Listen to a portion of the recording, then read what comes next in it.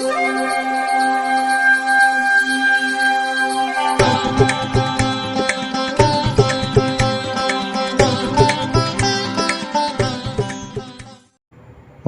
வசந்த காலம் YouTube channel வாயிலாக இந்த இனிய காலை பொழுதில் உங்களுடன் தொடர்பு கொள்வது ஜோதிடர் சண்முகப்பிரியன், சென்னை அடையாறிலிருந்து. இன்றைய தினம், இன்றைய நாள் மார்ச் மாதம் 8ஆம் தேதி வெள்ளிக்கிழமை, சோபகிருது வருடம் மாசி மாதம். மாசி மாதத்தில் இது 25ஆம் திருநாள்.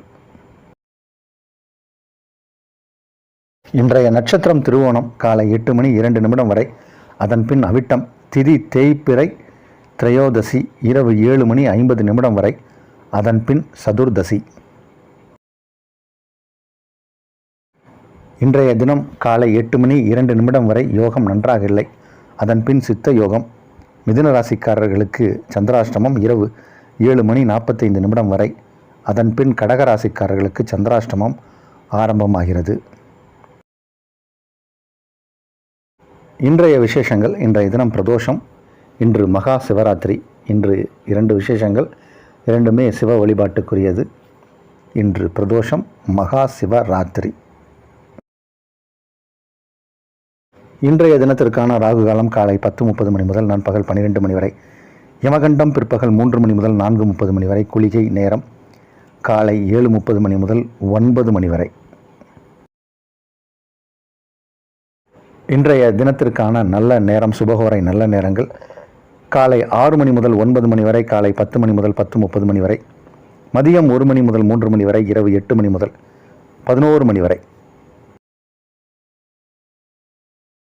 இன்றைய கிரக நிலவரம். இன்றைய கிரக நிலை: மேஷத்தில் குரு, கன்னியில் கேது, மகரத்தில் சந்திரன் செவ்வாய், கும்பத்தில் சுக்கிரன் சூரியன் சனி, மீனத்தில் புதன் ராகு.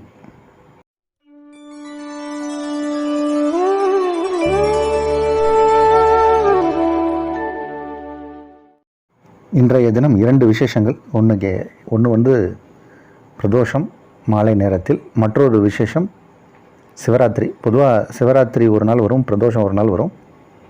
இன்றைய தினம் 2 விசேஷங்களும் ஒரே நாளில் வருது. திரையோதசி மாலை நேரத்தில் இருக்கணும், சதுர்தசி இரவு நேரத்தில் இருக்கணும். இன்றைக்கி இரவு 7:50 மணி வரைக்கும் திரையோதசி, இரவு நேரம் சதுர்தசி இன்றைக்கி தான் இருக்குது. அதனால் இன்றைய இரவு பொழுது சிவராத்திரி. சிவனுக்கு அபிஷேகங்கள், ஆராதனைகள் இரவு முழுசும் நடக்கும். கண் விழித்து பார்ப்பாங்க. அருகாமையில் எத்தனை சிவன் ஆலயம் இருக்கோ அது ஒவ்வொன்றுமா உங்களால் முடிஞ்ச அளவுக்கு போய் பார்த்துட்டு வரலாம். சென்னை சுற்றி நிறையா சிவ ஆலயங்கள் இருக்குது. போக முடிந்தவர்கள் போகலாம். ஒவ்வொரு ஊரிலும் பக்கத்தில் நிறைய சிவ ஆலயங்கள் இருக்குது. பாடல் பெற்ற சிவ ஆலயங்கள் எதுவாக இருந்தாலும், சிறு ஆலயம், பெரிய ஆலயம், தெரு ஓரத்தில் சின்ன ஆலயம் இருந்தாலும் அங்கே சிறப்பான வழிபாடுகள் உண்டு. வில்வ இலையால் சிவனை அர்ச்சிக்க வேண்டும். ஓம் நமச்சிவாய என்ற மந்திரத்தை முடிஞ்ச அளவுக்கு சொல்லிக்கிட்டே இருக்கணும் இன்றைக்கி இரவு முழுசும். சில பேர் இரவு முழுசும் முழிக்கணும் அப்படின்ட்டு சினிமா பார்க்க போயிடுவாங்க. சிறப்பு காட்சிகள் அப்படின்னு முந்தையெல்லாம் வால் போஸ்ட் அடித்து விட்டுவாங்க. இப்போ அது இருக்கான்னு எனக்கு தெரியல. சிவராத்திரியை முன்னிட்டு 4 திரைப்படங்கள், 3 திரைப்படங்கள்லாம் போடுவாங்க. அது மாதிரிலாம் இல்லாமல் உண்மையான சிவபக்தியோட இரவு நேரத்தில் சிவ ஆலயத்தில் சென்று சிவனை வழிபடுவதே சிறப்பு. ஜனவரி 1ஆம் தேதி கோயிலில் போய் 12 மணிக்கு நிற்கிறாம்பாங்க சில பேர். அதற்கும் நமக்கும் எந்த சம்மந்தமும் இல்லை. இரவு நேரத்தில் இந்த சிவன் கோயில்கள் இந்த சிவராத்திரி அன்னைக்கு மட்டும்தான் திறந்திருக்கும். வைகுண்ட ஏகாதசி அன்னைக்கு பெருமாள் ஆலயம் திறந்திருக்கும். மற்ற நாட்களில் ஆகம விதிப்படி திறக்கக்கூடாது. ஆனால் ஜனவரி 1ஆம் தேதி எல்லோரும் முடிச்சிட்ருக்கேன்றீங்க. இன்றைக்கி முடிச்சிட்ருங்க. அதுதான் சிறப்பு. அதுதான் சிவனுடைய அருள் கிடைக்கும். சிவன் அருள் கிடைத்தால் தோஷங்கள் விலகும். தோஷம் விலகுச்சுன்னா பணம் சேரும், செல்வம் சேரும், மன நிம்மதி கிடைக்கும், ஆரோக்கியம் நல்லாயிருக்கும். ஆரோக்கியம் அப்படிங்கிறதே ரொம்ப முக்கியமான விஷயம். நொடியோடு இருந்தோம்னா எந்த வேலையும் நம்மளால் செய்ய முடியாது. இப்போ ஆரோக்கியம் நல்லா இருக்கணும்னா சிவனை வழிபட வேண்டும். சிவன் அருள் வேண்டும் என்றால் இன்றைக்கி கண் முழிக்க வேண்டும். இன்றைய தினம் சிவராத்திரி. மேஷராசிக்காரர்களுக்கு இது நன்மைகள் அதிக அளவில் நடக்கக்கூடிய ஒரு நாள்.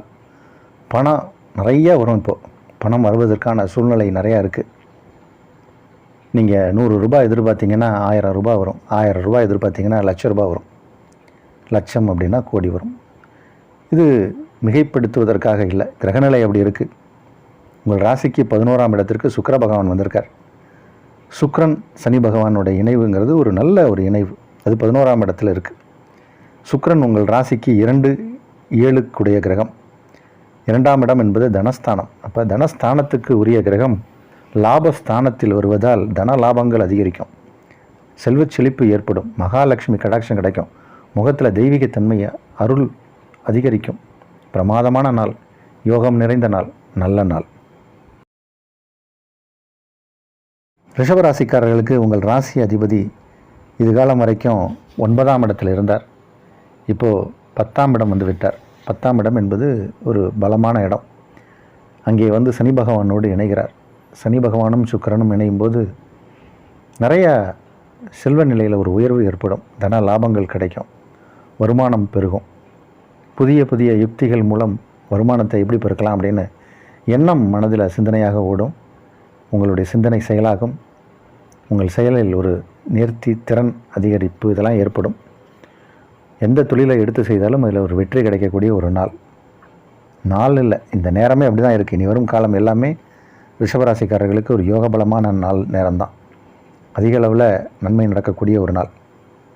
உங்களுடைய தந்தை வழியில் ஆதாயங்கள் பெறக்கூடிய நேரம். தந்தையால் ஆதாயம், தந்தைக்கு நலம், தந்தை வழி மூலம் உங்களுக்கு நன்மைகள் நடக்கக்கூடிய நாள். கல்வியில் இருக்கக்கூடிய, கல்வித்துறையில் இருக்கக்கூடியவர்களுக்கெல்லாம் இது யோகத்தை அள்ளித்தரும். மாணவர்களாக இருந்தாலும் சரி, ஆசிரியர்களாக இருந்தாலும் சரி, இது ஒரு நல்ல நாள். மிதுன ராசிக்காரர்களுக்கு சந்திராஷ்டம தினம். இன்றைக்கி இரவு 7:45 வரைக்கும் உங்களுக்கு சந்திராஷ்டமம் இருக்குது. அதனால் அதிக எச்சரிக்கையும் கவனமாக தான் இருக்கணும். கொஞ்சம் இன்றைக்கி ஒரு நாள் பொறுமையாக இருங்க. நாளைக்கு அப்புறம் உங்களுக்கு நாளைய தினமெல்லாம் யோகங்கள் பிரமாதமாக இருக்குது.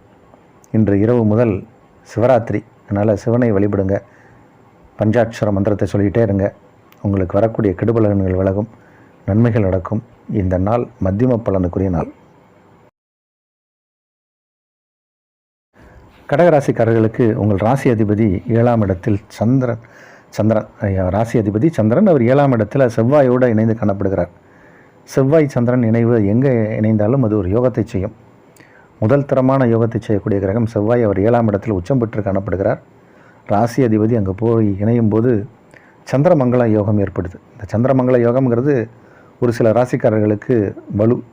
இதில் கடகம், தனுசு, மீனம், மேஷம், விருச்சகம் இவர்களுக்கெல்லாம் பெரிய யோகம்.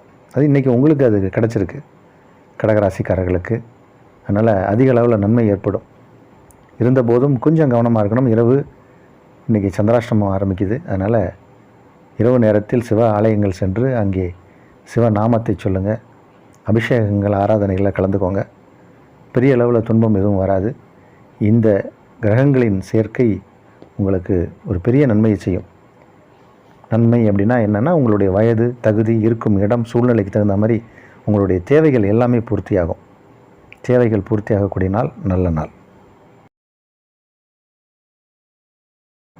சிம்ம ராசிக்காரர்களுக்கு சுக்கிர பகவான் இப்போ 7ஆம் இடத்துக்கு வந்திருக்கார். சுக்கிரன், சூரியன், சனி 7ஆம் இடத்தில். இது ஒரு யோகம். இப்போ உங்களுக்கு இப்போ செல்வ நிலையில் நல்ல ஒரு உயர்வை பார்க்க போகிற நேரம் இது. உங்களுடைய புகழ், அந்தஸ்து, கௌரவம் உயரக்கூடிய நேரம். மனைவியால் ஆதாயம், மனைவி வர்க்கம் மூலம் ஆதாயம். இப்போ நீங்கள் பெண்ணாக இருந்தால் உங்கள் கணவன் மூலம் உங்களுக்கு ஆதாயம், கணவன் வர்க்கம் மூலம் ஆதாயம், உங்கள் ஸ்பௌஸ் மூலம் உங்களுக்கு ஆதாயம் அப்படின்னு அர்த்தம். இப்போ ஏதோ ஒரு பெரிய நன்மை நடக்க போகுது. பூர்வீக சொத்துக்கள் ஏதாவது பிரச்சனைகள்லாம் இருந்தால் அது சரியாகி இப்போ கைக்கு வரும். அது மனைவி வர்க்கமாக இருந்தாலும் சரி, அவங்க சைட்லேருந்து ஏதோ ஒரு பெரிய ப்ராப்பர்ட்டி, சொத்து வரலாம். சுக்கிரன் 7ஆம் இடத்துல இருக்கும்போது தான் திருமண விஷயங்கள் கை கொடுக்கும். திருமணம் சார்ந்த விஷயங்கள், கல்யாண முயற்சிகள் எடுக்கிறவங்களுக்கு எல்லாமே இப்போ வெற்றி அடையும். ஒரு முதல் கல்யாணம் ஃபெயிலியர் ஆகிடுச்சு, இப்போ 2வது கல்யாணம் பண்ணலாமான்னு யாராவது யோசிச்சுட்ருக்கீங்கன்னா, இப்போ ஒரு 15 நாள் 10 நாள் தான் இந்த சுக்கிரன் 7ஆம் இடத்துல இருக்க போகிறார். அந்த காலகட்டத்தில் முயற்சி செய்தால் வெற்றி அடையும். சுக்கிரன் 7ஆம் இடத்திலிருந்து ராசியை பார்ப்பதால் இல்லறம் நல்லறமாக இருக்கும். இந்த நாள் நல்ல நாள். கன்னி ராசிக்காரர்களுக்கு நல்ல தொழில் நல்லா நடக்கும், உத்தியோகத்தில் நல்ல உயர்வு கிடைக்கும். நீண்ட நாளாக குழந்தை இல்லை அப்படின்னு ஏங்கிட்டு இருக்கிறவங்களுக்கெல்லாம் இப்போ குழந்தை பாக்கியம் கிடைக்கக்கூடிய நேரம்.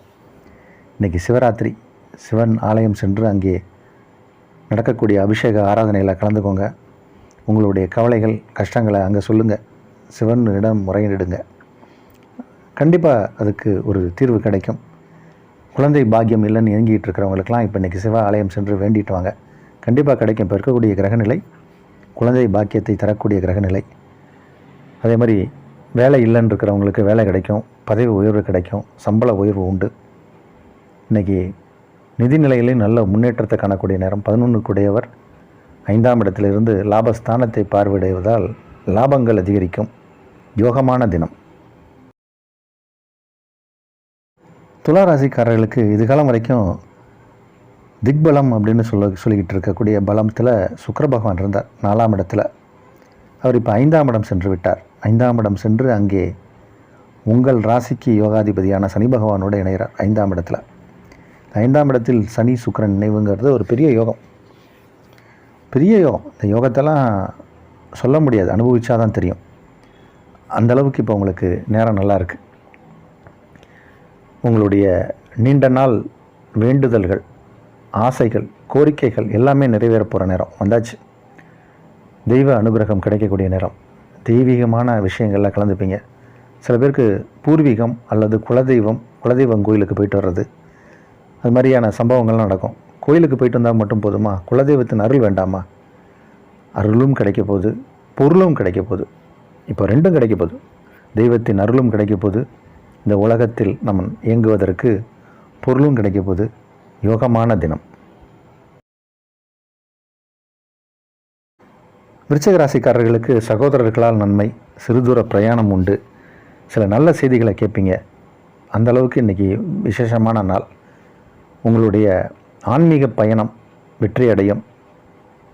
ஆன்மீக துறையில் இருப்பவர்களுக்கு இது நல்ல நாள்.